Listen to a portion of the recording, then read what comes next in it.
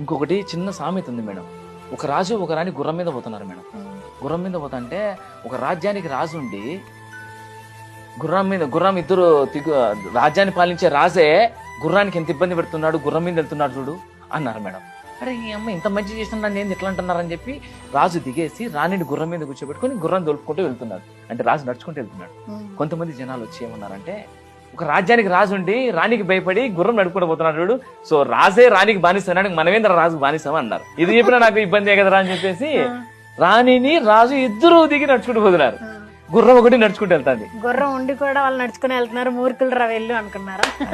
So జనాలకి ఏంటంటే మనం మంచి చెప్పుకునే అవసరం లేదు, సమయం బట్టి మంచి బయటపడుతుంది అంతే. అదే నేను నమ్మేది మేడం. వాళ్ళు చూసింది అనేస్తారు, వాళ్ళకి తెలియదు కదా. తెలియదు కదా మేడం, చూసింది అనేస్తారు. ఓకే. అప్పుడు మనం ఏంటంటే అంటున్నారు కదా అని చెప్పి మనం డిసైడ్ కాకూడదు.